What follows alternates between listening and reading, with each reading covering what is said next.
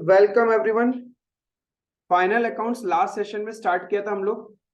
Final account of a manufacturing entity को पूरा focus था अपना कि एग्जाम के अंदर यदि क्वेश्चन आएगा तो कैसे 10 आउट ऑफ 10 आ सकता है।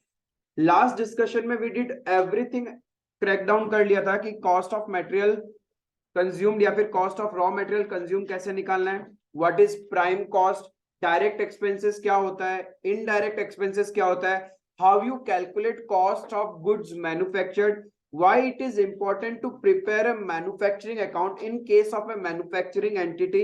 ठीक है। एंड देन हमने प्रोफॉर्मा भी देखा था कि कैसे मैन्युफैक्चरिंग अकाउंट बनता है। एक बार फिर से बता दूं, मैन्युफैक्चरिंग अकाउंट इज जस्ट कुछ नहीं, जैसे आप ट्रेडिंग अकाउंट बनाते हो वैसे ही समझो। बस क्या होगा कि ट्रेडिंग अकाउंट में अब आप सेल्स करोगे, मैन्युफैक्चरिंग अकाउंट से सेल्स नहीं करोगे। मैन्युफैक्चरिंग अकाउंट में भी आपका opening stock and closing stock होगा, but opening stock and closing stock of raw material and work in progress होगा। एंड देन कुछ भी रॉ मटेरियल आपने परचेज किया है, it will be written on the debit side of manufacturing account, and all the expenses of the factory, whether it is a direct expense or indirect expense, will be written on the debit side of the manufacturing account। बाद में जब आप balancing करने जाओगे manufacturing account तो आपको पता चलेगा ड्यूरिंग द ईयर जितना नंबर ऑफ यूनिट्स आपने प्रोड्यूस्ड किया है उसका कॉस्ट कितना है। ठीक है, तो कॉस्ट ऑफ गुड्स मैन्युफैक्चर्ड निकल जाएगा। This cost of goods manufactured is transferred to the trading account, वहां से हम लोग उसको सेल आउट करेगा। आज अपना क्या काम रहेगा कि अपन दो बड़ा क्वेश्चन करेगा रिलेटेड टू मैन्युफैक्चरिंग एंटिटी। ठीक है, एक अपना इंस्टीट्यूट का मोड का इलस्ट्रेशन नंबर 3, एंड देन एक हम लोग अपने कंपाइलर से जो पास्ट पेपर में एक क्वेश्चन आया था मैन्युफैक्चरिंग एंटिटी का 20 मार्क्स का, उसको आराम से करेगा। यदि आप उसको पेशेंसफुली कर लेता है, स्टेप बाय स्टेप समझ लेता है, तो एग्जाम में फिर से जब इंस्टीट्यूट आपका मैन्युफैक्चरिंग एंटिटी से क्वेश्चन पूछेगा, आई एश्योर यू कि किसी का गलत नहीं होगा। Just follow the steps, have patience. कुछ भी प्रॉब्लम होगा तो थोड़ा सा पीछे जाके एक बार नोट्स को रिवाइज कर लेना। क्लियर है? तो देखो सबसे पहले फटाफट हम लोग जंप करेगा इलस्ट्रेशन नंबर 3 आपका इंस्टीट्यूट का मॉड का।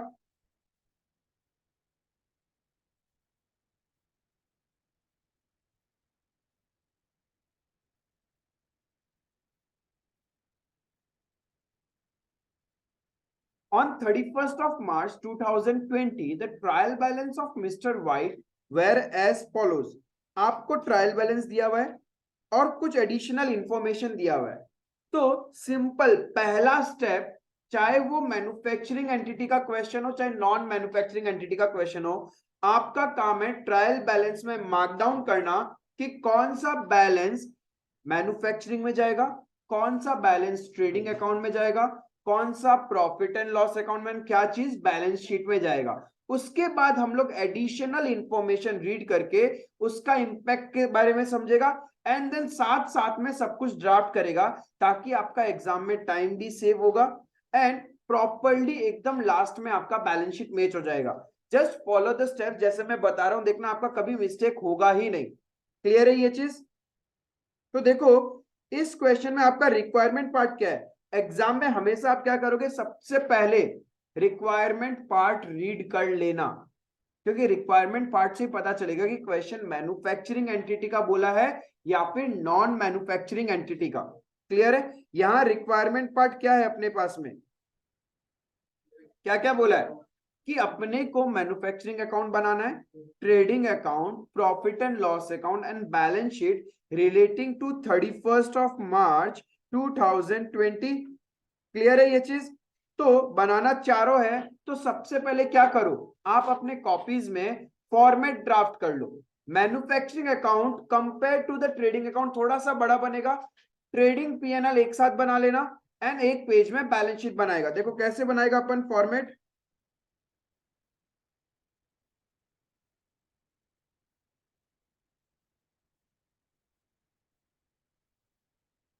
Illustration number 3, in the books of Mr. White,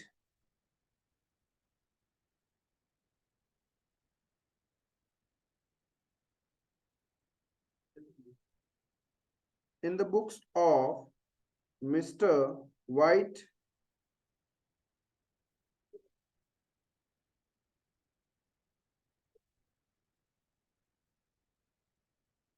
manufacturing account for the year ended 31st of March 2020।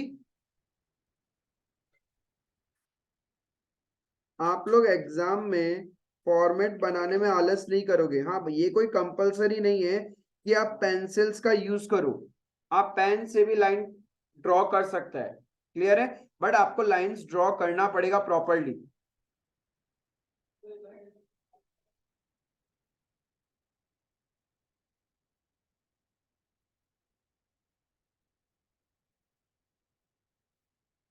मैं इतना पूरा यूज करूंगा मैन्युफैक्चरिंग अकाउंट बनाने के लिए, क्योंकि जब आपका मैन्युफैक्चरिंग अकाउंट होता है थोड़ा तो बड़ा होता है। Then we have to prepare trading and profit and loss account. तो अब मेरा इतना स्पेस जाने के बाद मेरे को एक कंप्लीट पेज चाहिएगा, trading and profit and loss account for the year ended 31st March 2020। हाँ,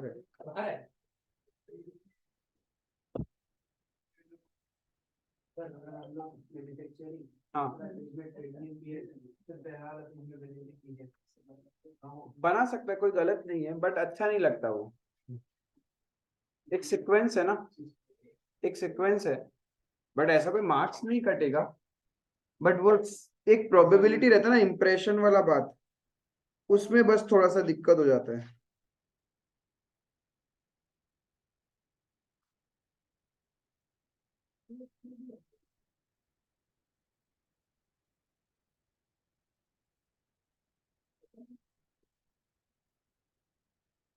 ट्रेडिंग एंड पीएनएल का फॉर्मेट बना लोगे आप लोग, एंड देन बैलेंस शीट।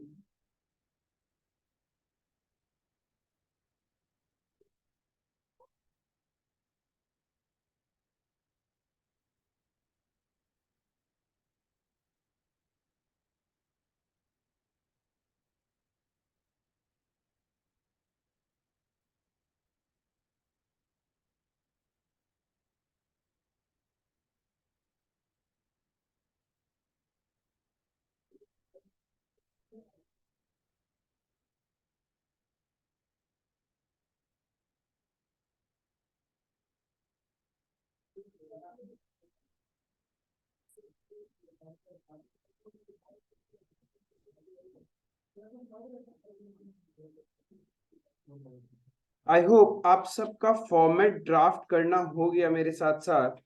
अब देखो क्वेश्चन में चलेगा। क्वेश्चन में ट्रायल बैलेंस दिया हुआ है, पहले ट्रायल बैलेंस में मार्क डाउन करेगा कि कौन सा आइटम कहां जाएगा।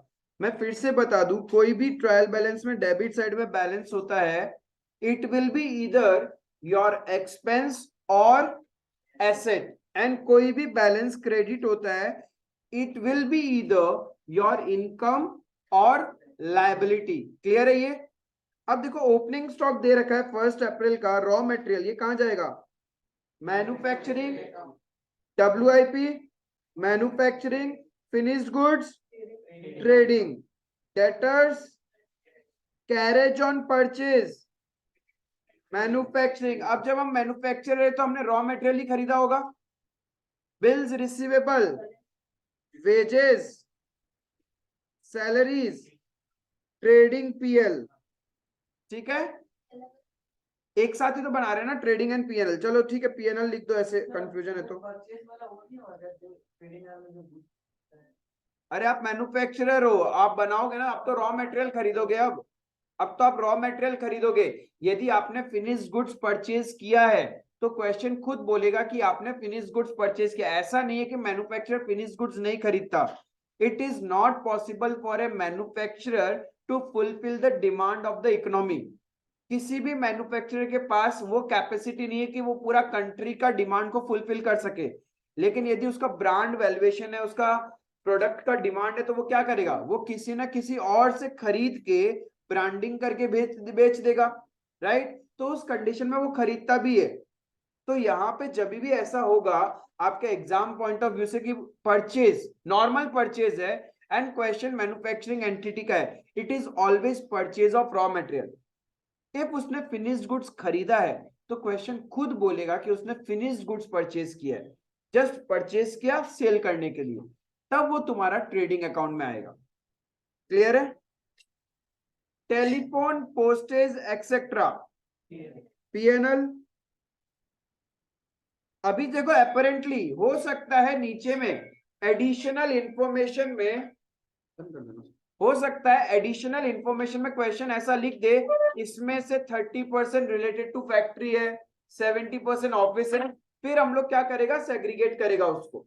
लेकिन अपेरेंटली फर्स्ट रीडिंग में आपको जो लग रहा है अपन वैसा ही करेगा। Repairs to office furniture, office furniture बाबा, ऑफिस पीएनएल, फैक्ट्री का थोड़ी ना है। फैक्ट्री का कोई भी एसेट का खर्चा होगा तब वो मैन्युफैक्चरिंग में जाएगा ना।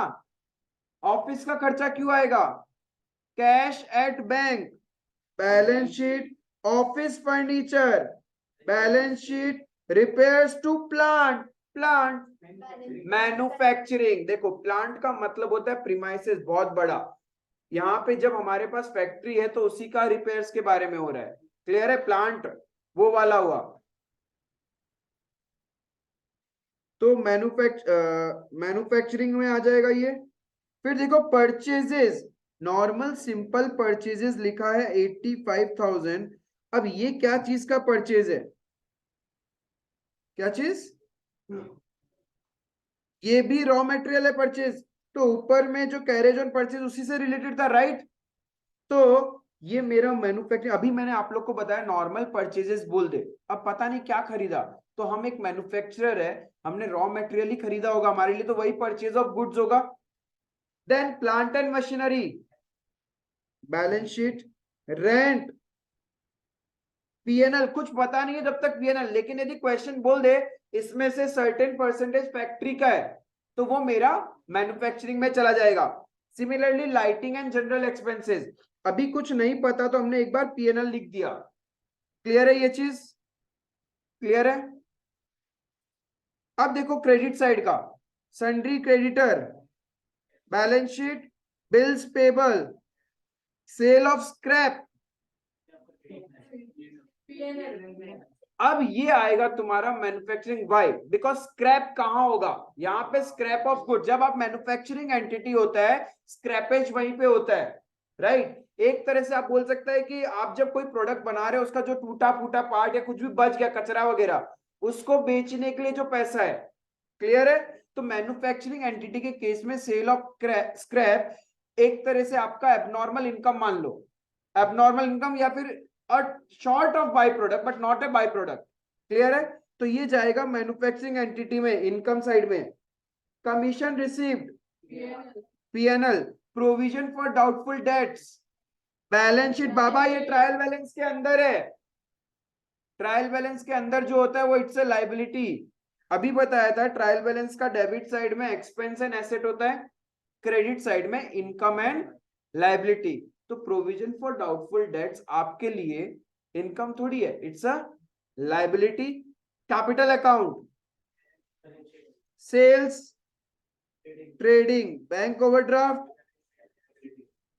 Balance sheet. वेरी गुड, हो गया यहां तक? हाँ। अगर प्राइवेट के देखो बैलेंस शीट, अगर बाहर तो उसका डबल इम्पैक्ट होगा ना। एक तो पीएनएल के अंदर जो बचा हुआ इसके अलावा जो वैल्यू वो लिखना पड़ेगा, और वहां पे वो वाला ना, तो उसको अलग लिख सकते हैं, बल्कि थोड़ा बैंडेज के साथ उसको लिखो। किसको? पीडी को कहाँ पे मतलब अलग? पीएनएल हाँ लिख सकते हैं लिख अलग। सकते हैं ना, कि मतलब इतना एक्स्ट्रा और चाहिए बस। हाँ हाँ। The following additional information is available. Stock on 31st March 2020, ये तो क्लोजिंग स्टॉक है, ये तो क्लोजिंग है। तो ये कहां जाएगा? ये सेमी फिनिश मतलब वर्क इन प्रोग्रेस।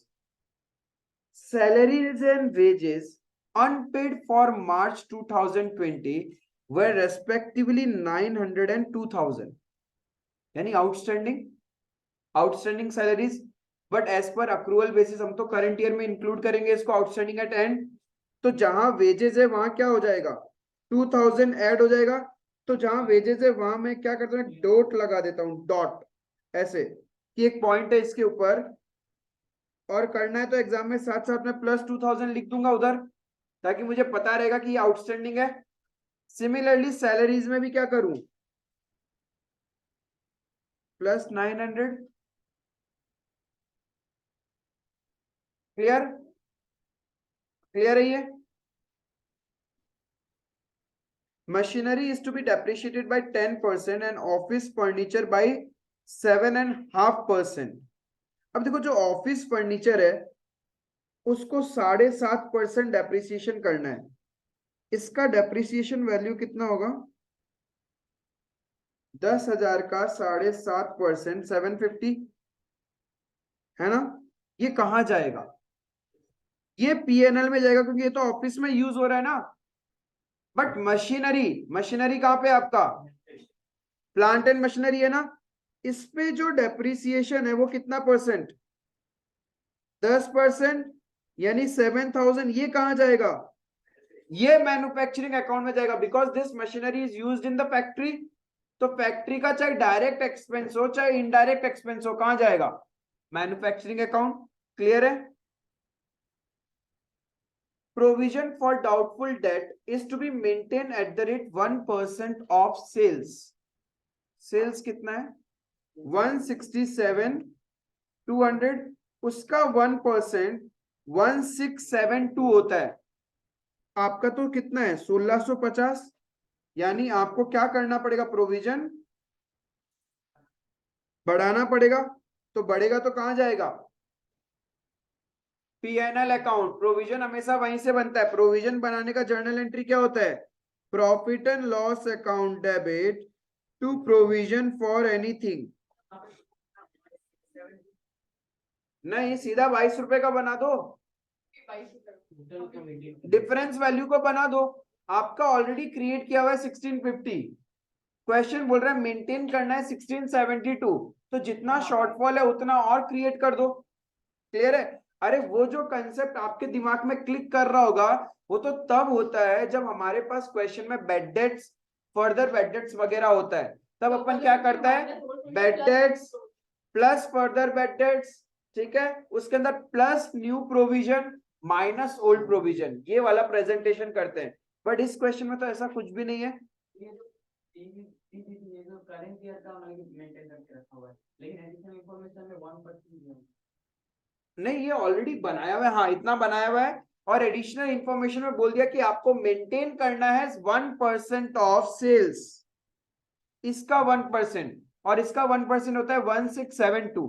तो मेंटेन करना है जब 1672 और तुम्हारा बनाया हुआ है सिर्फ 1650, तो आप क्या करोगे, डिफरेंस 22 रुपीज का और क्रिएट कर दोगे। क्लियर है ये पॉइंट।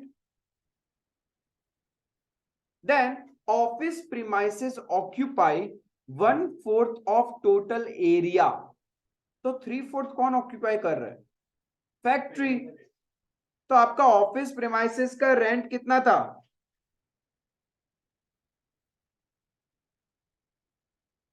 नॉर्मल रेंट 6,000 है। तो इसका ट्रीटमेंट क्या होगा, कुछ जाएगा मैन्युफैक्चरिंग में, कुछ जाएगा पीएनएल में। मैन्युफैक्चरिंग में कितना जाएगा, 6,000 का 3/4,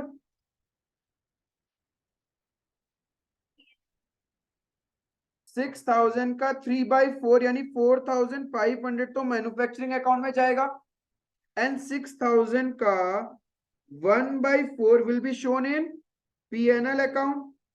पॉइंट क्लियर है, यानी इस पे भी एक पॉइंट आ गया मेरे पास। हाँ ठीक है ना, मैंने तो रेंट में किया है, वो रेंट को किया ना। क्लियर है। Next point, lightning is to be charged at the rate 2/3 to factory and 1/3 to office। तो देखो लाइटिंग का खर्चा जो है 1350 है, उसमें से क्या बोला, कुछ मैन्युफैक्चरिंग में दिखा दो, कुछ पीएनएल में। जो फैक्ट्री का है वो मैन्युफैक्चरिंग में जाएगा, और जो ऑफिस का है वो पीएनएल में। फैक्ट्री का कितना है 2/3, 1350 का 2/3 कितना होता है 900, एंड 1350 का 1/3 कितना होगा। क्लियर है ये कंसेप्ट? सारा क्वेश्चन आपने सॉल्व कर लिया, अब करना क्या, चुपचाप प्लॉट करना है, कितना इजी हो जाएगा अब देखना। अब देखो सुनो, अभी भी गलती करोगे एग्जाम में, पहले एक आइटम खत्म करोगे फिर दूसरा शुरू करोगे, ऐसा नहीं करना है। प्रोसेस समझा?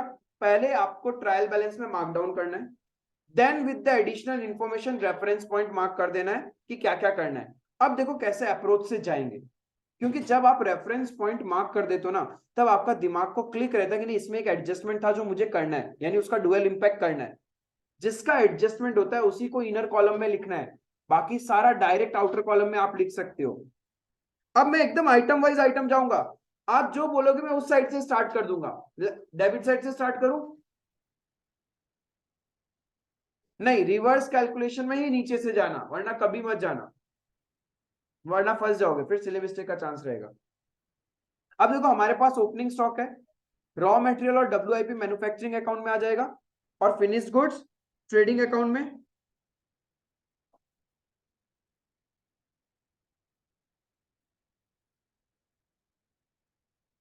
टू ओपनिंग एक है रॉ मटेरियल और एक डब्ल्यूआईपी।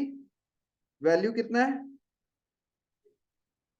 Raw material 21,000, WIP 9,500। और एक ओपनिंग स्टॉक है फिनिश्ड गुड्स का, वो कहां चला जाएगा? To opening finished goods. देखो जैसे जैसे मैं प्रोसेस कर रहा हूं वैसे ही आप मेरे साथ करना। वंस आई एम डन, आप घर पे कैसे भी करो, आपकी मर्जी है, बट पहले मेरी रेस्पॉन्सिबिलिटी, मैं आपको राइट स्टेप बताऊं ताकि एग्जाम में एक बार में आपका बैलेंस शीट मैच हो। ठीक है, आपने ये किया, ये करते ही आप क्या करोगे एग्जाम में, इसको काट देना, इसका काम हो चुका। तो जब कट गया मतलब done, we have done everything, right. Next item है सन्ड्री डेटर्स, कहां जाएगा? बट इसके ऊपर एक पॉइंट था, प्रोविजन फॉर डाउटफुल डेट्स हमेशा एडजस्ट होता है ना, तो इसको इनर कॉलम में लिखेगा तुम लोग सन्ड्री डेटर्स 24,000। बस इस प्रोसेस में एक ही प्रॉब्लम है आपका, बैलेंस शीट जब बनाओगे ना तब एक हायरार्की मेंटेन नहीं होगी। बट इफ इस हायरार्की को नहीं मेंटेन करके चलेगा, यदि एक बार में करेक्ट हो रहा है तो, यदि एग्जामिनर आपका एक मार्क इस हायरार्की की वजह से काटे तो काटने दो, कोई बात नहीं। क्योंकि नॉर्मली क्या होता है, एस हायरार्की दो तरह का होता है, एक तो in the order of permanence and in the order of liquidity. And हम लोग नॉर्मल एंटरप्राइजेस का जो भी बैलेंस शीट बनाता है वो होता है in the order of permanence, not liquidity, because liquidity financial institutions बनाती है। तो यहाँ पे लिक्विडिटी का तो फॉलो ही नहीं करना, परमानेंस मतलब पहले नॉन करंट दिखाओ एंड फिर करंट दिखाओ, राइट। बट अब यदि आपको एक बार में क्वेश्चन एग्जाम में करेक्ट करना है, वो सब भूल जाओ एक बार का। टाइम बचा तो फिर से कट करके रीड्राफ्ट कर लेना, टाइम नहीं बचा तो leave it as it is. Sundry debtor inner column में लिख दिया 24,000, इसका काम भी डन। कैरेज ऑन परचेज कहां जाएगा? मैन्युफैक्चरिंग अकाउंट का डेबिट साइड में।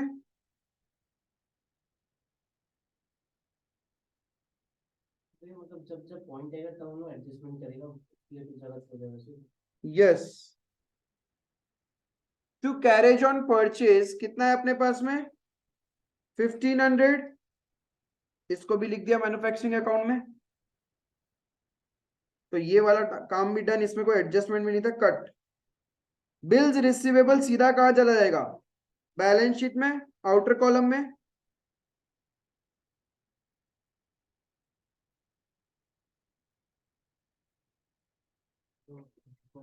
हाँ, यहाँ एक पीडीडी का एडजस्टमेंट है, वो छोड़ दिया।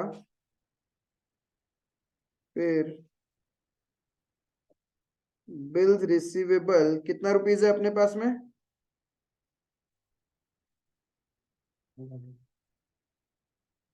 15,000।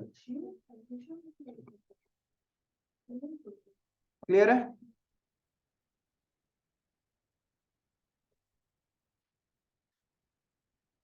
नेक्स्ट वेजेस, और वेजेस में हमने पॉइंट भी लिख कर रखा है कि कुछ है। वेजेस कहां जाएगा? मैन्युफैक्चरिंग अकाउंट में।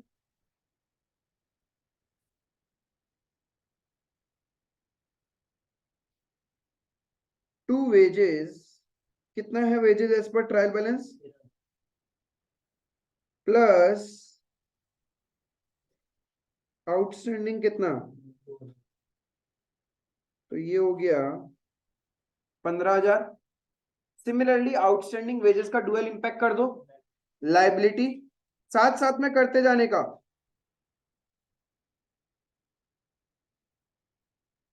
आप चाहो तो एग्जाम में बाद में कट करके टाइम बचे, या फिर 2 ही मिनट लगेगा कट करके वापस रीड्राफ्ट करने में, ज्यादा टाइम नहीं लगेगा, तो आप हायरार्की मेंटेन कर लेना। ये डन है।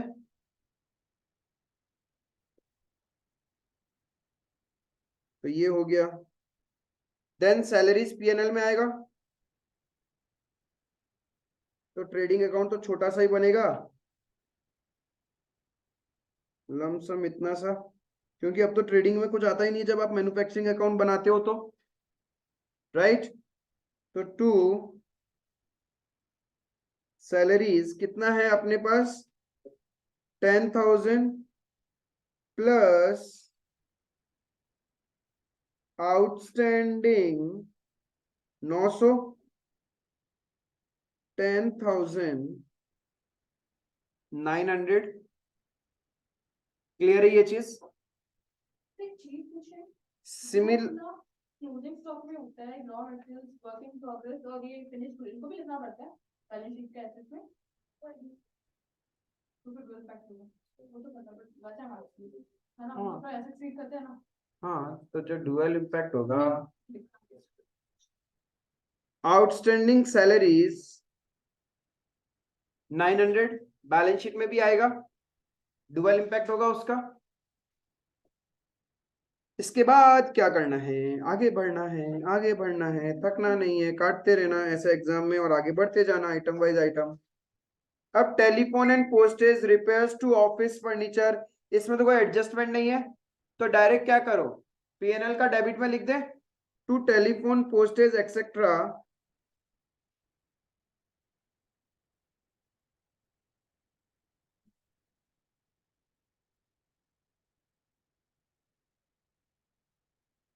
टेलीफोन का कितना खर्चा? 1,000।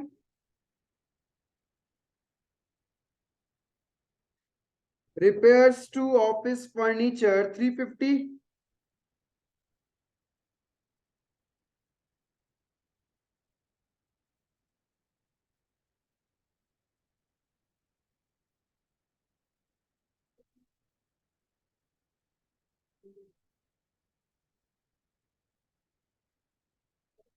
साथ साथ चल रहे हो ना आप लोग मेरे? If you follow the steps, कभी ऐसा होगा ही नहीं कि अपना बैलेंस शीट मैच नहीं करेगा। I assure you 101% balance sheet match करेगा ही करेगा। Just you have to follow the steps. Repairs का काम हो गया, कैश एट बैंक लिख दे बैलेंस शीट में। Cash at bank 17,000।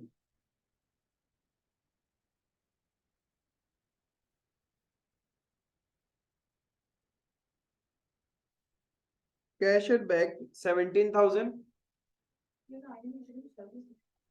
Balance sheet में आ गया, तो इसका काम भी डन।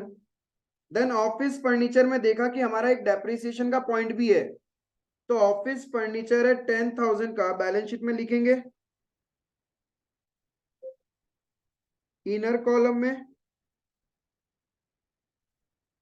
Minus depreciation. कितना रुपीस हमने ऑलरेडी कैलकुलेट किया था डिस्कशन के टाइम? 750।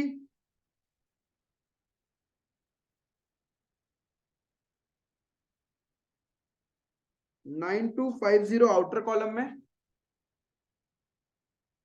सिमिलरली डेप्रिसिएशन कहां जाएगा? पीएनएल में to depreciation on furniture 750. Clear है ये?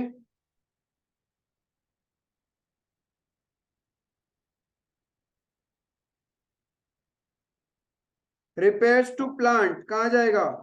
मैन्युफैक्चरिंग, बिकॉज प्लांट तो वही होगा ना.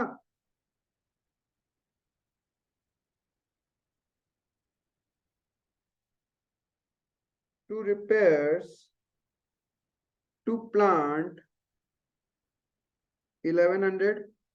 तब इसी टाइप का इजी क्वेश्चन एग्जाम में आता है. देखो इस क्वेश्चन के बाद अपन करेगा भी एक एग्जाम का क्वेश्चन. बस आप लोग फोकस नहीं रहते, हड़बड़ी करते हो सॉल्व करने में. पहले ये खत्म कर लेंगे फिर वो खत्म कर लोगे. यदि स्टेप बाय स्टेप करोगे 2 मिनट एक्स्ट्रा भी लगेगा कोई बात नहीं, but you get secured by 10 to 20 marks. तो आराम से पेशेंसफुली ये done. Then purchases, this is purchase of raw material, manufacturing account में आएगा.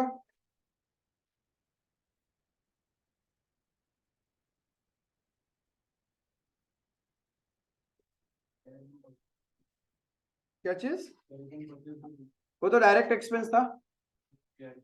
नहीं, हाँ वैसे रहने. हमने परचेज किया 85,000 का. अरे हायरार्की तो कोई है ही नहीं ना इसको बनाने में.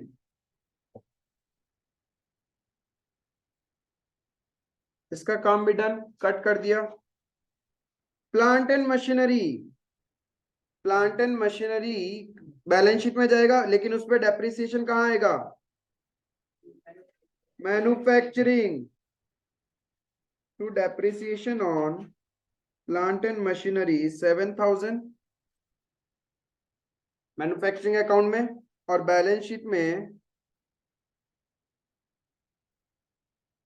Plant and machinery 70,000 minus depreciation 7,000. Outer column में इट विल बी 63,000. मशीन कहाँ यूज होगा? जब आपकी फैक्ट्री है तो मशीन ऑफिस में थोड़ी यूज करेंगे, फैक्ट्री में यूज होगा ना. इसीलिए फैक्ट्री का कोई भी डायरेक्ट एक्सपेंस या indirect expense it will be shown in manufacturing account. ये हो गया. रेंट, रेंट को दो जगह दिखाना है. 4500 तो जाएगा कहाँ? मैन्युफैक्चरिंग अकाउंट में.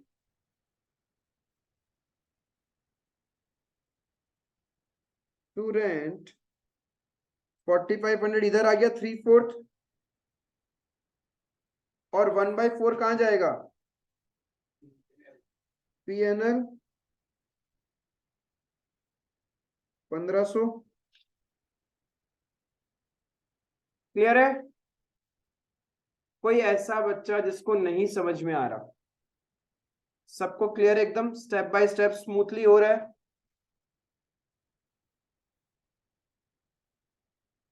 लाइटिंग का भी क्या होगा?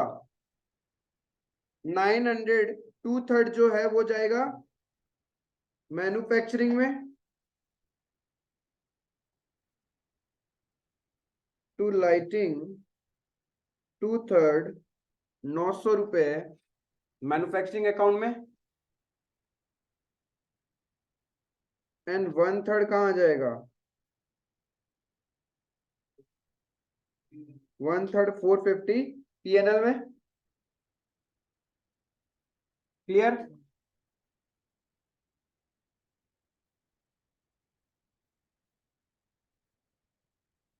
इसका काम भी हो गया. जनरल एक्सपेंसेस कुछ बोला ही नहीं, तो पीएनएल में कितना? General expense 1500.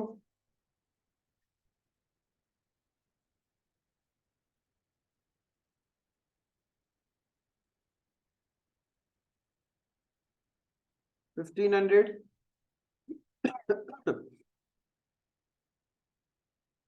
क्या डेबिट साइड सब कट कट हो गया क्या? Very good. अब क्रेडिट साइड पे चलते हैं. क्रेडिटर 15,000 नो पॉइंट, तो सीधा balance sheet.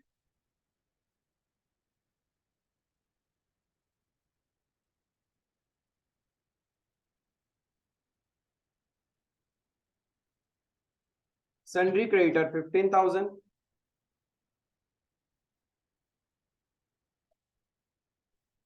Bills payable no point, सीधा 7,500 balance sheet.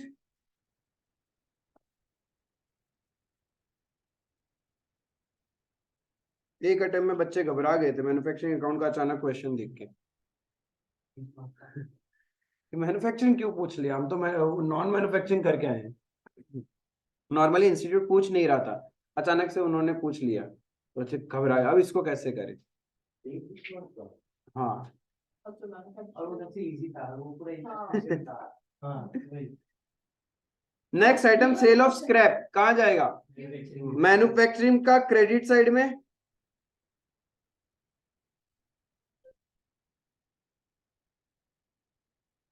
Bye sale of scrap 2,500,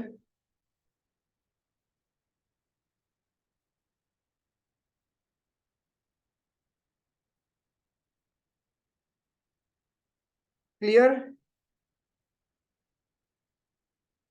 कोई है जिसको नहीं समझ में आ रहा है, एकदम आराम से स्मूथली धीरे धीरे एक एक आइटम को उठाते गए और प्लॉट करते गए। कमीशन रिसीव्ड बीएनएल का क्रेडिट साइड में 450 रुपए,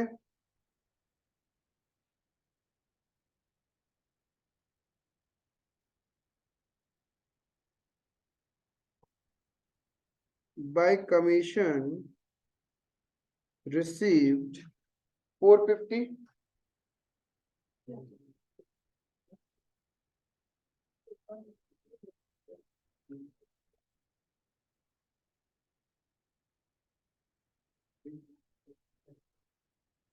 next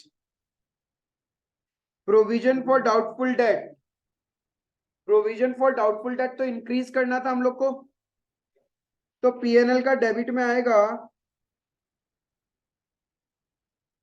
to provision for doubtful debt 22 rupees, और बैलेंस शीट में कितना जाएगा 1672, डेटर्स में से माइनस कर देंगे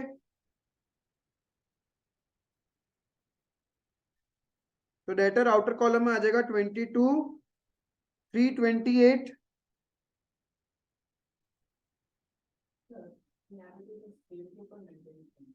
हाँ अरे सेल के ऊपर तो वैल्यू कैलकुलेट किया है, बट वो किया तो डेटर्स के लिए है ना। हाँ क्योंकि 1650 ऑलरेडी बना रखे हैं हमने, कैसे दिखाओगे तुम, और डबल क्रिएट नहीं हो जाएगा। तुम ऑलरेडी अपने बुक्स में एक एंट्री मार चुके हो PNL account debit to provision 1650 का, तुम फिर से पीएनएल टू प्रोविजन 1672 कर दोगे तो तुम्हारा उस पिगी बैंक में ज्यादा रुपए नहीं हो जाएगा क्या। किधर है तो बाहर दिखाओगे तो पीएनएल तो 1672 से डेबिट हो गया ना, तो हम लोग को उतना पैसा थोड़ी निकालना है पीएनएल से, सिर्फ 22 रुपए तो निकालना है। क्लियर है।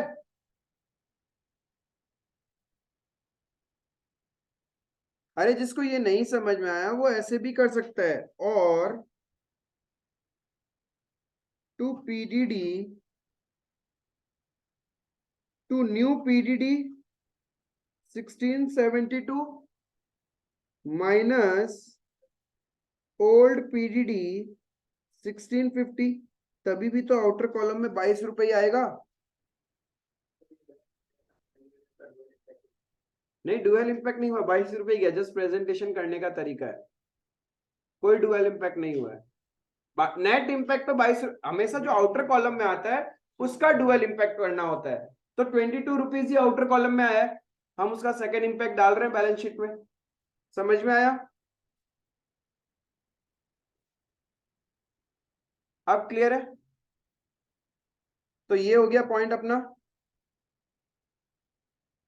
कैपिटल अकाउंट कहां जाएगा,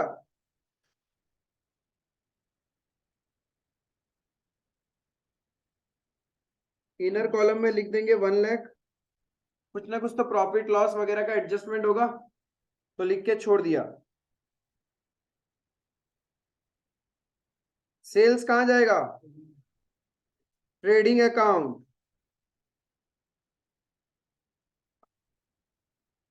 167,200.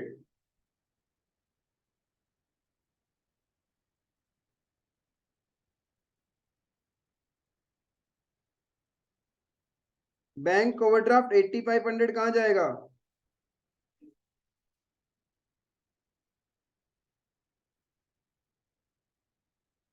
बैंक ओवरड्राफ्ट 8500 बैलेंस शीट का लायबिलिटी साइड में लिख दिया। क्या आपका पूरा ट्रायल बैलेंस का कहानी खत्म? सब कट हो गया। अब एडिशनल इंफॉर्मेशन, क्लोजिंग स्टॉक। तो रॉ मटेरियल का क्लोजिंग स्टॉक एंड WIP का क्लोजिंग स्टॉक कहां जाएगा? मैन्युफैक्चरिंग अकाउंट में सबसे पहले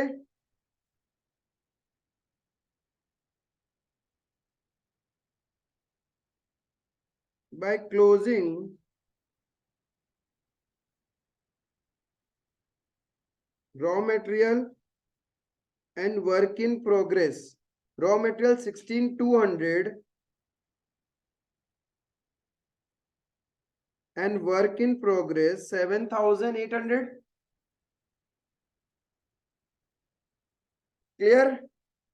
Then finished goods का closing stock कहाँ जाएगा?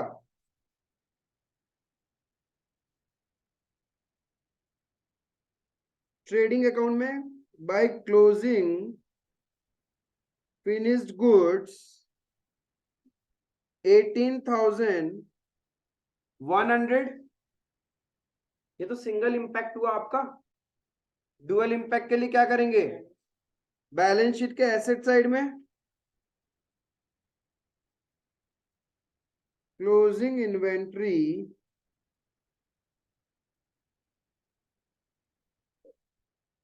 रॉ मटेरियल कितना था? WIP फिनिश्ड गुड्स, तो टोटल इन्वेंट्री कितने का है?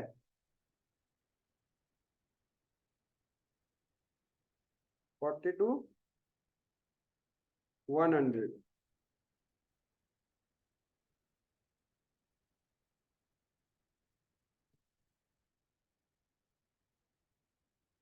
क्लियर है? यहां तक समझ में आ रहा है? तो डुअल इंपैक्ट कर दिया, तो इसको कट कर देता हूं। सैलरीज का डुअल इंपैक्ट हो चुका, डेप्रिसिएशन हो चुका, प्रोविजन फॉर ये हो गया, ऑफिस प्रीमाइसेस हो गया, लाइटिंग हो गया, सारा कहानी खत्म। ऐसे ही एग्जाम में कट करते रहोगे तो कुछ भी आइटम स्किप नहीं होगा आपसे, बस साथ साथ डुअल इंपैक्ट करते रहना। अब क्या करें? स्टार्टिंग से बंद करना स्टार्ट करें। मैन्युफैक्चरिंग अकाउंट का जो भी बैलेंसिंग फिगर आएगा वो क्या होगा? ट्रेडिंग अकाउंट में चला जाएगा, जिसको हम लोग बोलते हैं कॉस्ट ऑफ गुड्स मैन्युफैक्चर्ड। कितना वैल्यू आएगा? 1,19,000। फिर आप मैन्युफैक्चरिंग अकाउंट का टोटल करके बंद कर देना। क्लियर? ये ट्रेडिंग अकाउंट में डेबिट साइड में आ जाएगा।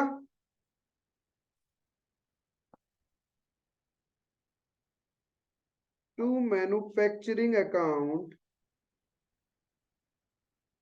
1,19,000। क्लियर? तो बैलेंसिंग फिगर क्या निकल जाएगा? टू ग्रॉस प्रॉफिट कितना?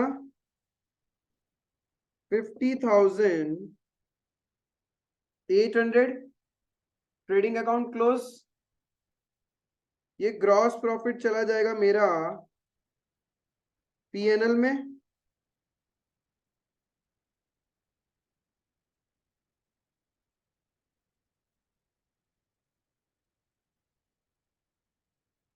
अब PNL का NP या NL जो आ रहा है बता दो मुझे।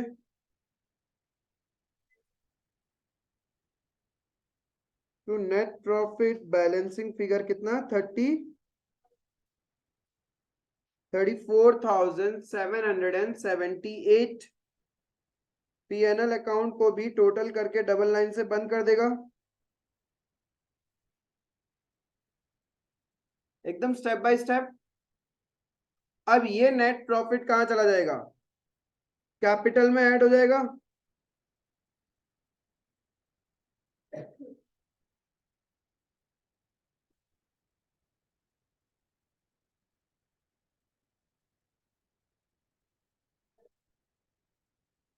अब आप बैलेंस शीट का जब टोटल करोगे तो आपका बैलेंस शीट का टोटल मैच होगा ही होगा। कितना आ रहा है बैलेंस शीट का टोटल?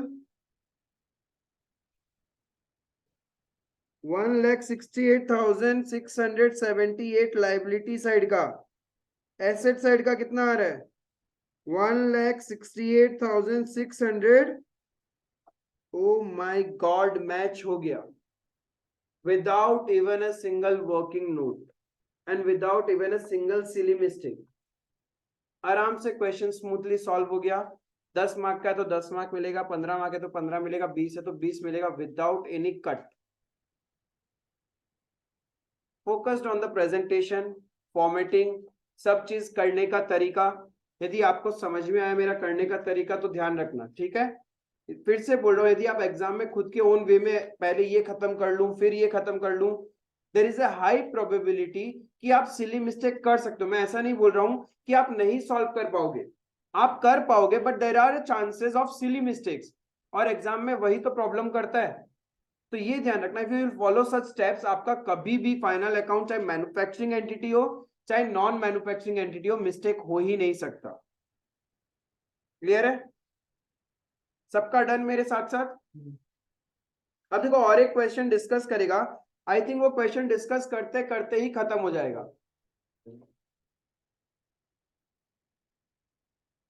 वो क्वेश्चन डिस्कशन में ही खत्म हो जाएगा एंड उसके बाद आराम से आप फटाफट ड्राफ्ट कर लोगे। कंपाइलर का क्वेश्चन नंबर 11 जो कि मई 22 में आया था, 20 मार्क्स का। ओ माय गॉड, 20 मार्क्स, और मैं बोलूंगा ये कॉपी पेस्ट क्वेश्चन आया था जो आपने अभी किया।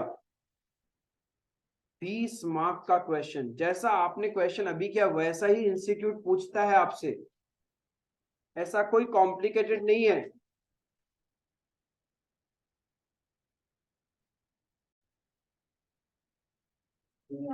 सो देखो question number 11 of our compiler जो कि मई 22 के अंदर 20 मार्क्स का आया था, आपका इंस्टीट्यूट ने इसको 20 मार्क में पूछा था। देखना क्या सच में वर्थ इट था क्या? आई थिंक ये 20 मार्क का क्वेश्चन आप 20 मिनट में सॉल्व कर सकते थे एंड इजीली 20 मार्क मिलता आपको, बट पता नहीं किसी किसी स्टूडेंट ने गोबर फैलाया था इसके अंदर में। बट देखो कितना इजी क्वेश्चन था। ट्रायल बैलेंस दिया हुआ है, एडिशनल इंफॉर्मेशन दिया हुआ है, आपको क्या बोला कि आप बनाओ manufacturing, trading, PNL and balance sheet, ये चार ही चीज बनाना है। पहला स्टेप क्या था अपना, फिर से बताना मेरे को। ट्रायल बैलेंस के अंदर हम लोग क्या करेगा, आइडेंटिफाई करेगा कौन सा आइटम किधर जाएगा, पहला स्टेप। नेक्स्ट स्टेप क्या है, एडिशनल इंफॉर्मेशन रीड करके उसका पॉइंट मार्क कर लेगा और क्या क्या करना वो उसी टाइम रिकॉल कर लेगा। And then step by step, item by item, आप लोग पूरा अपना सॉल्यूशन शीट के अंदर क्या करेगा, चारों फॉर्मेट बना लेगा और जैसे क्वेश्चन का सीक्वेंस चल रहा है आइटम टू आइटम वैसे लिखता जाएगा डुअल इंपैक्ट के साथ। एंड लास्ट में बैलेंस शीट भी मैच हो जाएगा, ग्रॉस प्रॉफिट भी करेक्ट आएगा, नेट प्रॉफिट भी करेक्ट आएगा, सब कुछ करेक्ट आएगा। बस आइटम सेग्रीगेशन में गलती मत करना। क्लियर है? आओ देखो इसको समझता है।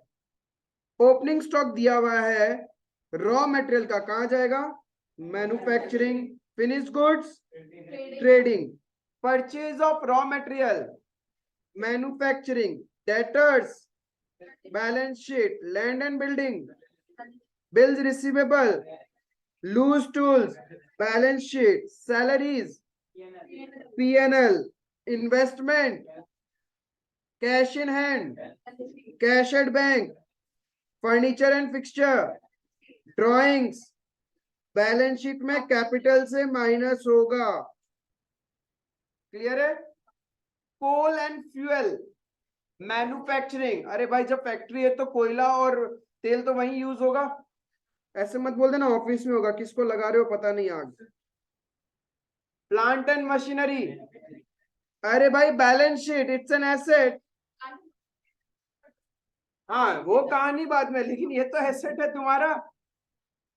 फैक्ट्री रेंट एंड रेट्स बोल ही दिया, factory. Advertisement, general expense, sales return, trading, bad debts, ये वाला पीएनएल, direct wages, manufacturing, power, interest paid, discount allowed, carriage inward, direct expense है, ठीक है। Carriage outward, commission paid, dividend paid, क्या फटाफट हो गया। Sundry creditor, bills payable, long term loan, purchase return, नहीं मैन्युफैक्चरिंग, कोई मैन्युफैक्चरिंग परचेज रिटर्न। परचेजेस जब आपका मैन्युफैक्चरिंग में आएगा तो परचेज रिटर्न भी वहां से माइनस करके दिखाएगा। Provision for bad debts, balance sheet, capital account, sales, bank overdraft. कितना इजी था। अब एक एक करके एडिशनल इंफॉर्मेशन करते हैं आराम से। Stock of finish goods at the end of the year, ये तो क्लोजिंग हो गया।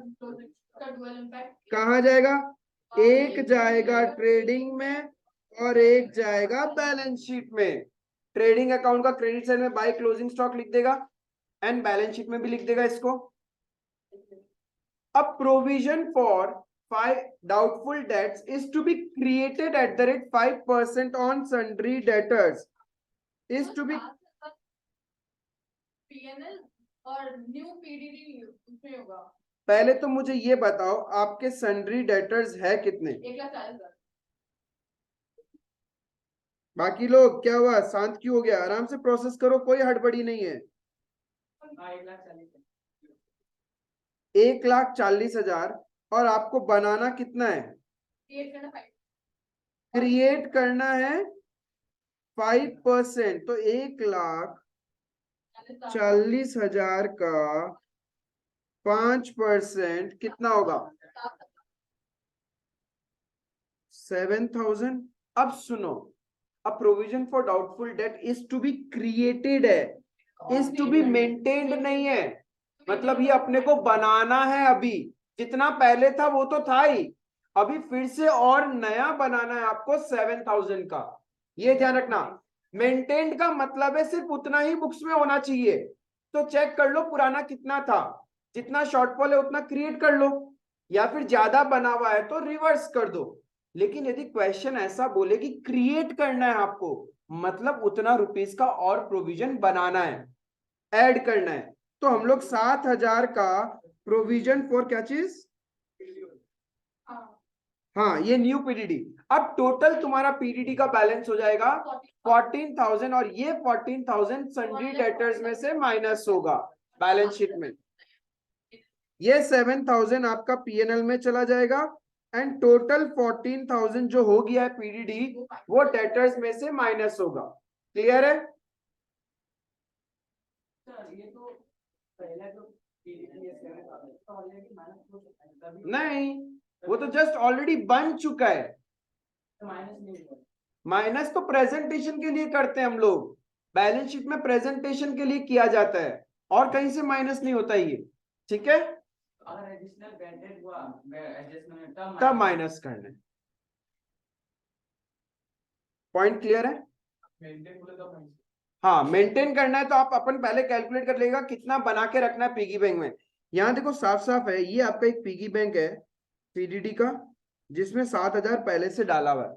बोल रहे और क्रिएट करो 7,000, तो हमने क्या किया, इसमें 7,000 और ऐड कर दिया। लेकिन क्वेश्चन ऐसा बोलता है you have to maintain a PDD of ₹8,000, तब सिर्फ 1,000 ही करता, उसके अंदर कितना मेंटेन करना है?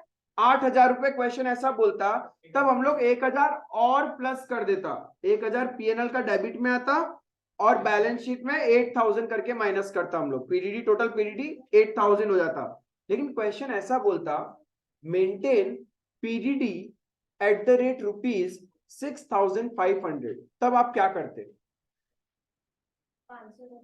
यस 500 का कम करता हम लोग। अरे 7,000 तो है ही, यदि क्वेश्चन बोले मेंटेन करना है 6500 तो 500 ज्यादा बना हुआ है, अब इस 500 को कम करना है, कैसे कम होगा? यस, पीएनएल अकाउंट का क्रेडिट साइड में आएगा बाय पीडीडी बोल के 500, और बैलेंस शीट में से डेटर से कितना पीडीडी माइनस करके दिखाओगे? 6500। हाँ यस, 500 इनकम हो जाएगा वापस, क्योंकि जब अपन प्रोविजन बनाता है तो प्रॉफिट कम होता है, और प्रोविजन जब रिवर्स करोगे तो प्रॉफिट वापस बढ़ जाएगा। क्लियर है? Next, provide depreciation on building ₹3,500 and plant and machinery ₹10,500। ये वाला जाएगा मैन्युफैक्चरिंग अकाउंट में, और बैलेंस शीट में इसका उससे माइनस हो जाएगा, और ये वाला जाएगा आपका पीएनएल अकाउंट में। क्लियर है? हाँ, और बाद में बैलेंस शीट में एसेट से माइनस करके शो करेगा। तो जहां बिल्डिंग और प्लांट एंड मशीनरी है वहां पॉइंट लिख देता है, इधर मार्क कर दिया प्रोविजन में plant and machinery, building building building. ठीक है? Then accrued commission is rupees इतना 43,750। अक्रूड का मतलब क्या? यस, मतलब ड्यू हो चुका है, हम लोग को मिला नहीं है, तो करंट ईयर का इनकम मानेगा। तो जहां पे आपका कमीशन है, जहां पे आपका कमीशन रिसीव्ड है, कुछ है क्या? क्रेडिट साइड में ऐसा कुछ लिखा ही नहीं है कमीशन रिसीव्ड,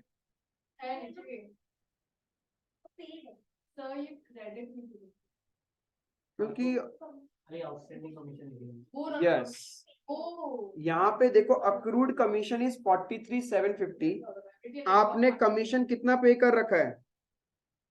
17,500, लेकिन अभी भी आउटस्टैंडिंग कितना है?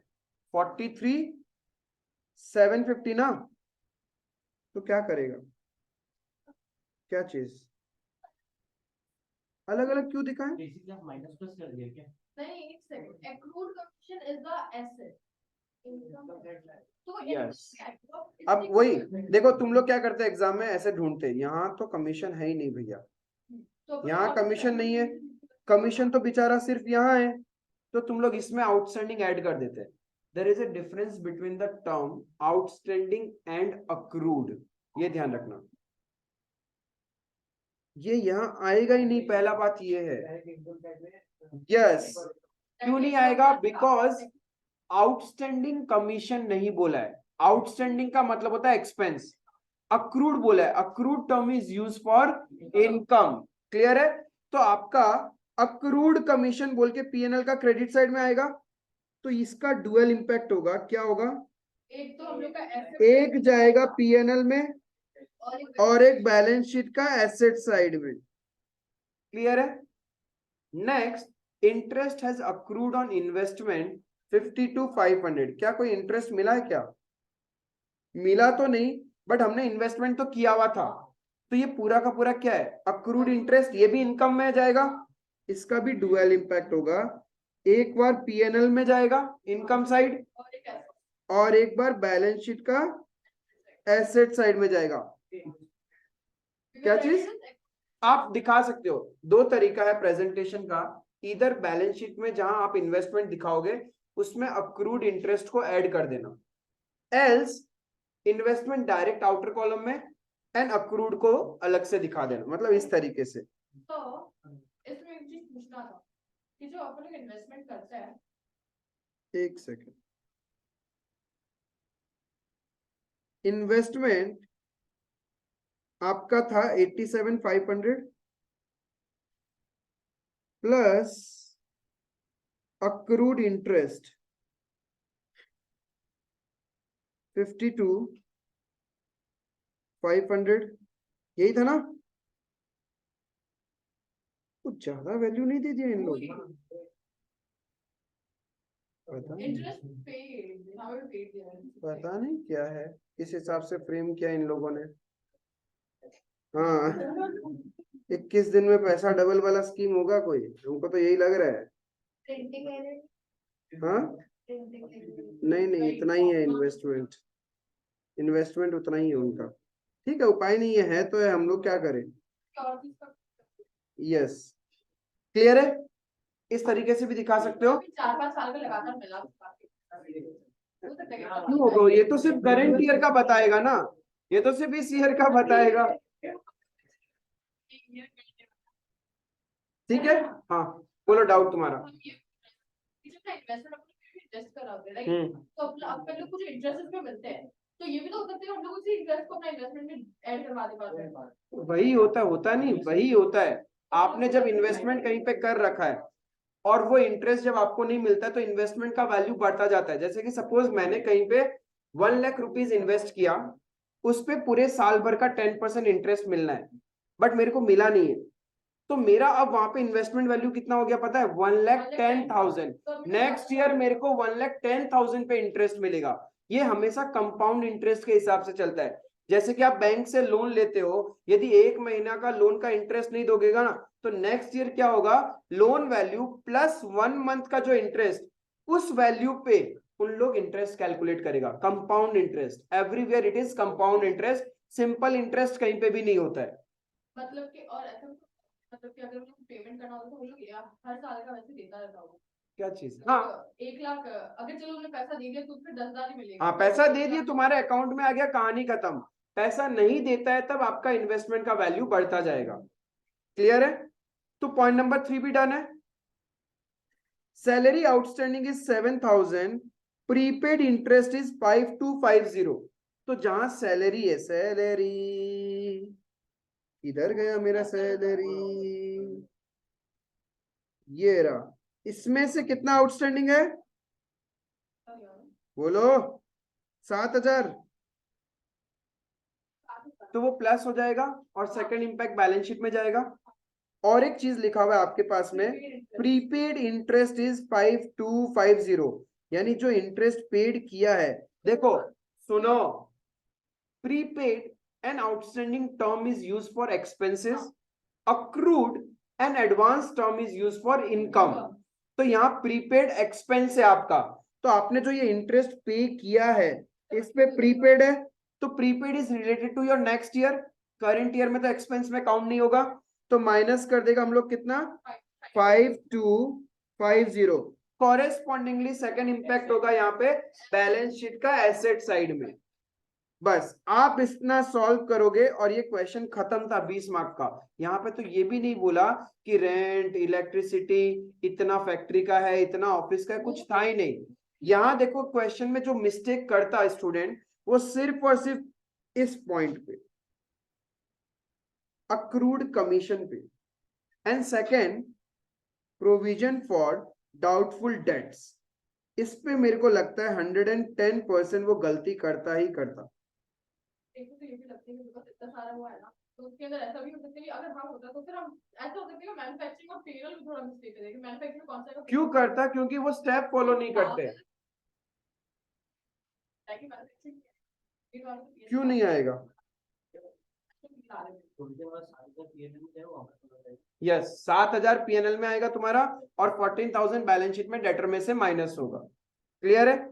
So that was your question number 11। कितना इजी आया था। अब इस 20 मार्क का क्वेश्चन के लिए यदि आपका एग्जाम में आधा घंटा भी चला जाता, क्या फर्क पड़ता। स्ट्रेटेजी क्या होना चाहिए इस टाइप का क्वेश्चन के लिए, जब आपको पेपर मिले हाथ में, हाँ,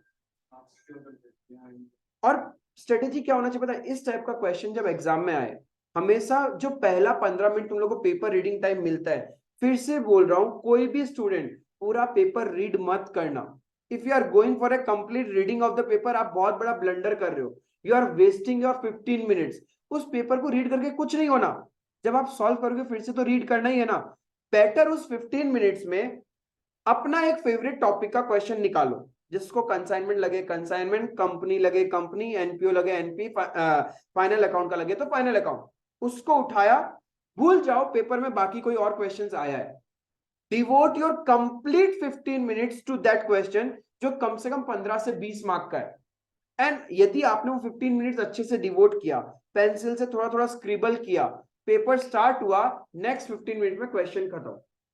सोचो पेपर स्टार्ट ही हुआ है और 15 मिनट में आपके 15 से 20 मार्क्स सिक्योर्ड है, कॉन्फिडेंस लेवल कितना हाई रहेगा। अब 2.5 घंटा है, सो के लेट के भी करेगा तो 70 मार्क तो ले आएगा हम लोग पेपर में। बट होशियारी करेगा क्या है कि अभी दिमाग में फिट है यही करेगा, बट पेपर हॉल में जाके फिर से होशियारी करेगा। हम पूरा पेपर रीड करेगा, क्वेश्चन नंबर 1 कंपलसरी है, उसका ट्रू और फॉल्स देखेगा, पहले 15 मिनट में पूछ लेता है दोस्त से। कुछ मत करो भाई, पहला 15 मिनट सिर्फ एक क्वेश्चन जो आपका फेवरेट टॉपिक है, जहां से 15 से 20 मार्क का पूछा है, बस उसी पे पूरा टाइम डिवोट कर दो।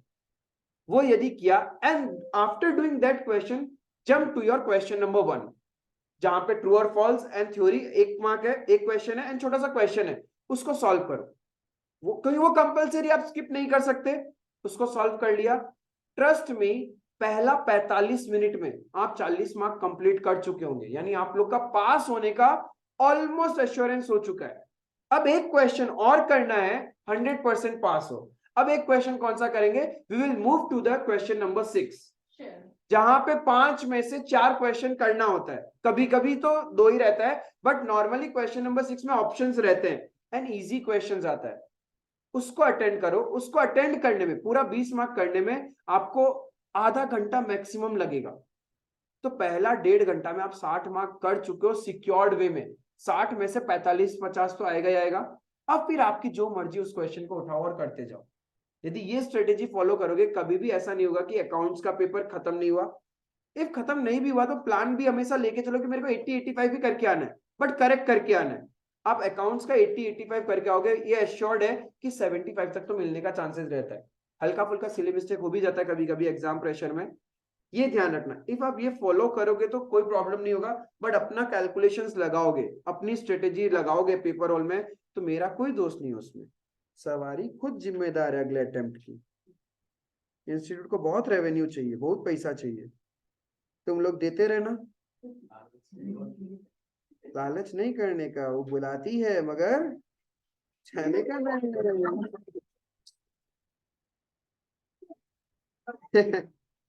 हाँ देखो, और एक question, last question for the session, ताकि अपना मैन्युफैक्चरिंग एंटिटी से रिलेटेड सारा कंसेप्ट खत्म हो जाएगा। और एक कैटेगरी ऑफ क्वेश्चन है, कभी कभी इंस्टीट्यूट पूछ लेता है, ये भी आया था आपके एग्जाम के अंदर में, नवंबर 10 मार्क्स का क्वेश्चन आया था आपके पास। ठीक है, देखना बहुत इजी क्वेश्चन है, कोई कॉम्प्लिकेटेड क्वेश्चन नहीं था, थोड़ा सा दिमाग खुला रखना है। कंसेप्ट क्लियर है तो कोई भी इंसान कुछ भी क्वेश्चन कर सकता है। क्यों नहीं होता है, किसने मना किया? तुम कुछ भी सोचो, उससे क्या। प्री बिल्ट एजम्पशन हम बोला होना ही नहीं चाहिए प्रैक्टिकल में। सब पढ़ के जाओ भाई, जो चैप्टर करके जा रहा हो उसका कुछ मत छोड़ो, चाहे ट्रू और फॉल्स है, चाहे ऑब्जेक्टिव है, सब करके जाओ। इफ छोड़ना है तो चैप्टर छोड़ के जाओ कि हम ये चैप्टर करके ही नहीं जाएगा, लेकिन चैप्टर को हाथ लगाया, उसका कोना कोना चप्पा चप्पा कैटेगरी ऑफ क्वेश्चन अपन करके जाएगा। ठीक है, आओ देखो number 7, following are the manufacturing account, creditor account and raw material account provided by messrs Shivam related to financial year 1920. There are certain figures missing in these accounts. ठीक है, हम लोग को तो सिर्फ वही निकालना है। देखो रॉ मटेरियल अकाउंट क्या बोल रहा है, अच्छे से समझो पहले। रॉ मटेरियल अकाउंट क्या बोल रहा है, आपके पास ओपनिंग रॉ मटेरियल इतना था। टू क्रेडिटर का मतलब क्या होता है, हमने और परचेज किया, purchase account debit to creditor account. तो हमने, ये मेरा परचेज है, फिर ये मेरा क्लोजिंग स्टॉक एंड कंजम्पशन पता ही आपको। ठीक है, आगे क्या बोल रहा है, क्रेडिटर अकाउंट। क्रेडिटर अकाउंट में ओपनिंग क्रेडिटर है तुम्हारे पास में 15,70,000। ड्यूरिंग द ईयर तुमने पे कर दिया 23,50,000 और अभी भी क्रेडिटर तुमसे पैसा मांग रहा है। ये क्या कहानी हुआ भाई?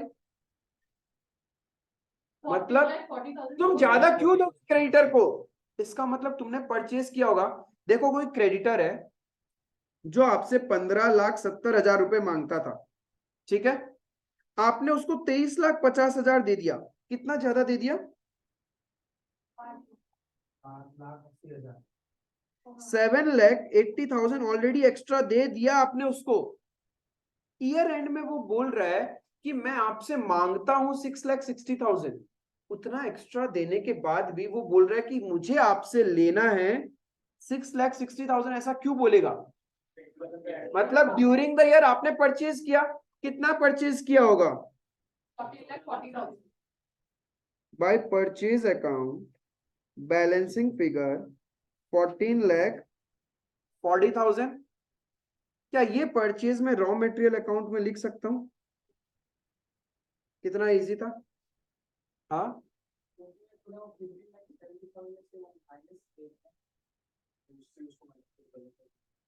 अरे बैलेंसिंग फिगर निकाल दिया, इस लेजर का बैलेंसिंग फिगर निकाल दिया, बैलेंसिंग फिगर। नहीं तो अरे थोड़ा सा बिजनेस माइंड क्यों नहीं चलता है? आप प्रैक्टिकल को बता यही समझते हो कि सिलेबस का पार्ट है, ऐसे ही होता है। बिजनेसमैन का तरह सोचो ना कि तुमने किसी से सामान खरीदा था पिछला साल और पैसा देना था 15,70,000। ड्यूरिंग द ईयर तुमने उसको पैसा दिया 23,50,000, ज्यादा दे दिया 7,80,000। ठीक है, अब वो बोलता है हम आपसे अभी भी 6,60,000 मांगता है। वो ऐसा क्यों बोलेगा? क्योंकि और परचेज किया होगा। 780 तो उसके पास था ही मेरा, अब वो बोल रहा है मैं आपसे और 660 लूंगा। दैट मीन्स हमने उससे परचेज किया था 14,40,000 का। जब आपने 14,40,000 का परचेज किया तो उसने क्या किया, 7,80,000 तो सेटल कर दिया। अब वो बोल रहा है कि मैं आपसे 6,60,000 और मांगता हूं। क्लियर है? तो ये निकाल दिया एक फिगर। आगे मैन्युफैक्चरिंग अकाउंट दिया हुआ है जहां पे वेजेस लगा इतना, डेप्रिसिएशन लगा इतना, एवरीथिंग सब कुछ दिया हुआ है हमारे पास में। ठीक है, देखते हैं आगे क्या क्या होता है। Purchase of machinery worth rupees 12 lakh on 1st of April 2019 has been omitted. Machinery is chargeable at a depreciation rate of 15%. Oh my God, आपने इसको कंसीडर ही नहीं किया। इसको बनाते वक्त कंसीडर ही नहीं किया। कितना का डेप्रिसिएशन? 1,80,000 का डेप्रिसिएशन कंसीडर नहीं किया आपने। इसका मतलब जो ये डेप्रिसिएशन ये गलत आ रहा है क्वेश्चन में, इसमें क्या हो जाएगा? 1,80,000 बढ़ाना पड़ेगा। क्लियर है? हेलो, ये समझ में आया डेप्रिसिएशन वाला point? Wages include the following: paid to factory workers, okay very good, वो तो होना ही चाहिए। Paid to labour at office, office वाला लेबर क्यों होना चाहिए? तो ये जो वेजेज आ रहा है इसमें से 50,000 निकालना पड़ेगा यहां से। ये समझ में आ रहा है? क्लियर है यहां तक? सबको क्लियर है? किधर? वो तो इंक्लूडेड है, इट वेजेस इंक्लूड्स, वो ऑलरेडी है उसके अंदर। Direct expenses included the following, direct expenses included the following, क्या क्या है?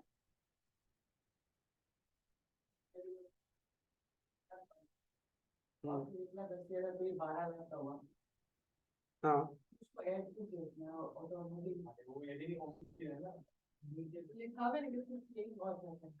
ये अलग है आपका। ये जो डेप्रिसिएशन दिखा रखा है क्वेश्चन में, हो सकता है तुम्हारे फैक्ट्री में दूसरी मशीन से रिलेटेड हो। इस मशीन का डेप्रिसिएशन आपने कंसीडर ही नहीं किया तो हमने बढ़ा दिया इसको। ठीक है, यहां तक क्लियर है? इसके बाद में देखो क्या बोल रहा है, direct expenses include the following: electricity charges 80,000 उसमें इंक्लूडेड है, of which 25% pertain to office, तो नहीं होना चाहिए ना यहाँ पे। तो 80,000 का 25% दैट इज 20,000 यहां से माइनस कर देंगे। क्लियर है ये? फ्यूएल चार्जेस ऑब्वियसली इसी में आएगा, तो ये तो करेक्ट ही है। फ्रेट इनवर्ड ये भी करेक्ट है। Delivery charges to customer, delivery charges का मतलब सेल से रिलेटेड खर्चा।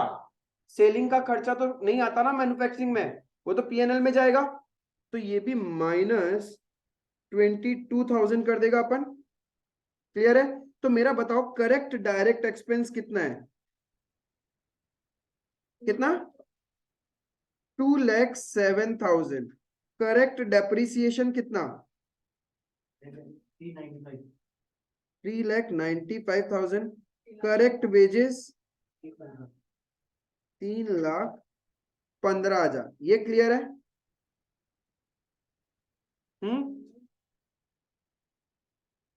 अभी और क्या बोला? और तो कुछ बोला ही नहीं। अब आपको रिवाइज मैन्युफैक्चर क्या क्या क्या क्या क्या यही तो गड़बड़ी कर देते हो तुम लोग। अरे नहीं मतलब जो इम्पैक्ट इससे है वो तुमको ट्रेडिंग में तो दिखाना पड़ेगा, क्योंकि ट्रेडिंग में तो सबसे वैल्यू है। नहीं आएंगे इसमें से, तो जो माइनस करेगा तो अब एक बात सुनो मेरी बात, ये जो वैल्यू निकला होगा ये कैसे आता है? डेबिट माइनस क्लोजिंग करके आता है, यानी डेबिट में जो जो वैल्यूज था उसको कंसीडर करके आया होगा। अरे जब डेबिट से खर्चा माइनस कर रहे हो या प्लस कर रहे हो तो उसका इंपैक्ट तो मेरा कॉस्ट ऑफ मैन्युफैक्चरिंग में भी तो जाएगा। ये ट्रेडिंग अकाउंट क्या है? This is your cost of manufacture है ना, ये है आपका। क्लियर है? कहीं ना कहीं डोंट यू थिंक इस पे भी आपका इंपैक्ट आएगा? कितना इंपैक्ट आएगा? अब देखो 17,44,000 ऑलरेडी क्वेश्चन दे रखा है, फिर आपने डेबिट साइड में से 50,000 माइनस किया, इससे माइनस और तो कॉरेस्पॉन्डिंगली उसका इंपैक्ट आपको नहीं लगता कि क्रेडिट साइड में भी आएगा? कितना माइनस कर देंगे इधर भी? 50,000। अरे एक्सपेंस कम हो जाएगा तो इधर भी तो वैल्यू कम हो जाएगा क्रेडिट साइड का। फिर आपने क्या किया था? तो कॉस्ट बढ़ जाएगा, देन आपने कितना माइनस किया? 42,000। तो बताओ मुझे, 83,000 सॉरी 18 नहीं था, एक 80 था। 18,32,000 should be your correct cost of manufacture. समझ में आया? अरे डेबिट में इंपैक्ट होगा तो उसका इंपैक्ट क्रेडिट साइड में भी होगा, तो आपका कॉस्ट ऑफ करेक्ट मैन्युफैक्चरिंग क्या होगा? ये कट के क्या हो जाएगा? 9,15,000। ये आ गया। तो अब बैलेंसिंग फिगर हम रॉ मटेरियल निकाल सकता है, डेबिट साइड में क्या लिखा होगा? 18,32,000 इस वैल्यू में से ये करेक्ट वैल्यू माइनस कर दें डेबिट साइड का, तो बैलेंसिंग फिगर आ गया तुम्हारा 9,15,000 आ गया। ये क्या है? What do you mean by this raw material? हाँ मैम उसका नहीं बोलूंगी। This is raw material consumed. आई बात समझ में? इतना आपने मैन्युफैक्चर करने में यूज कर लिया रॉ मटेरियल का, तो ये 9,15,000 क्या मैं यहां लिख दूं रॉ मटेरियल कंज्यूम्ड में? तो बैलेंसिंग फिगर क्लोजिंग स्टॉक आ जाएगा कितना? 6,52,000। 6,52,000। चलो कितना इजी क्वेश्चन था। बस गलती क्या करते पता है? सब करेक्ट करेक्ट कर लेते, वो 7 लाख कोई भी इंसान इसको ठीक नहीं करता है, इसको ठीक करना भूल जाता है, डायरेक्ट इसका बैलेंसिंग फिगर निकालता है और पुट करता जाता है, और गलत, पूरा 10 मार्क गया। बिकॉज देखो मैन्युफैक्चरिंग अकाउंट का कोई भी चीज डेबिट साइड में एक्सपेंस माइनस होगा तो कॉरेस्पॉन्डिंगली कॉस्ट ऑफ मैन्युफैक्चर भी तो कम होगा। एक्सपेंस बढ़ेगा तो कॉस्ट ऑफ मैन्युफैक्चर भी बढ़ेगा। क्लियर है? ये दिमाग में रखना है आपको। Is it clear? समझ में how to solve such type of questions? एकदम क्रिस्टल क्लियर है। इससे ज्यादा ऊपर एडवांस लेवल आपका मैन्युफैक्चरिंग एंटिटी से नहीं आता। यही है simplified concept about manufacturing entity. I hope we are done with all the questions of manufacturing entity. अभी भी किसी को कोई डाउट रहेगा तो मेरे से पूछ पाएगा। ठीक है? ठीक है, किसी का कोई डाउट? हाँ, एग्जाम में आपको कैलकुलेशन शो करना पड़ेगा, क्योंकि इसके अंदर तो नहीं कर सकते ना, ये तो पेपर में दिया हुआ रहेगा। हाँ हाँ, नहीं रीड्राफ्ट करना पड़ेगा आपको। ये raw material account, manufacturing account, creditor account redraft करना पड़ेगा। एंड जो भी कैलकुलेशन आपने निकाला है वो वर्किंग नोट में दिखा देना। अच्छा, प्रेजेंटेशन में इश्यू हो रहा है, चलो एक काम करता हूं, मैं प्रेजेंटेशन दिखाई देता हूं। समझ में आया मुझे कि आप लोग को प्रेजेंटेशन नहीं समझ में आ रहा। नंबर 7 एक बनेगा raw material account,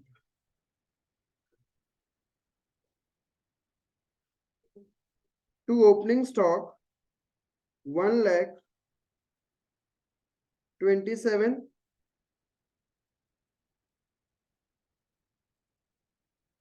to creditors कि मेरा purchase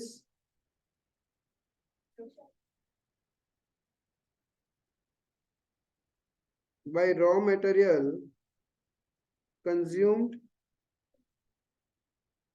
by closing stock balancing figure, ठीक है। Then creditor account by balance BD 15,70,000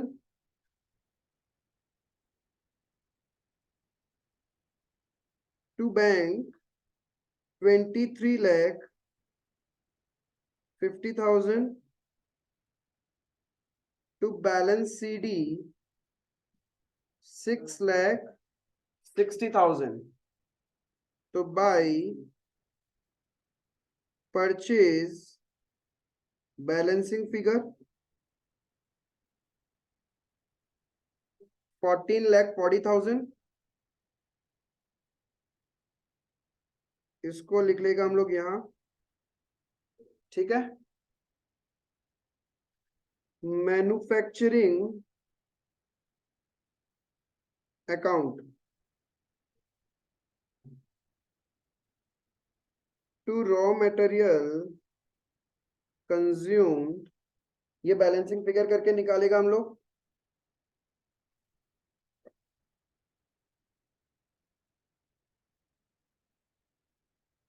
इसके बाद क्या क्या था, to wages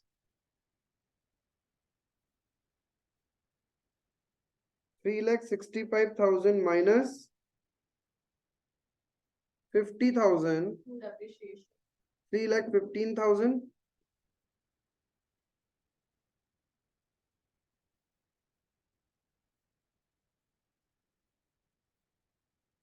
to depreciation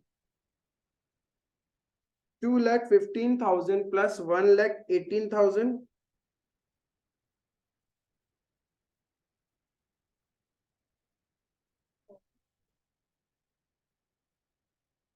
$3,95,000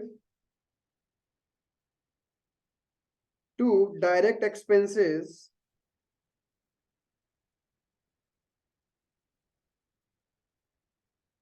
2,49,000 minus 20,000 minus 22,000,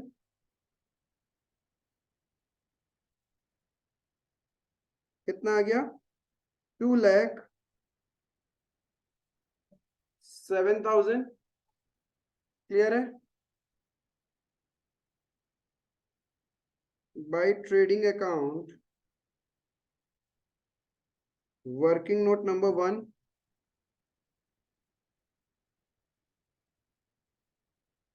तो हम लोग इसी में नहीं खा सकते हमारे नहीं,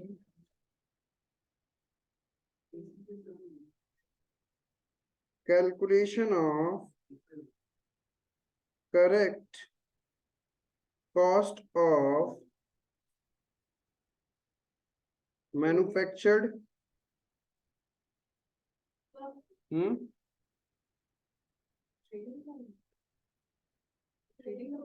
अरे वही तो कॉस्ट ऑफ मैन्युफैक्चर्ड होता है।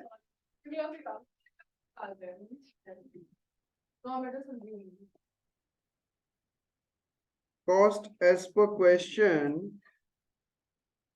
17,44,000, फिर 50,000 क्या चीज का था, minus wages for office 50,000 minus direct expenses को कम किया था ना, कितना कम किया, 42,000 से, प्लस डेप्रिसिएशन 1,80,000, तो करेक्ट कॉस्ट ऑफ मैन्युफैक्चर आ गया आपका 18,32,000।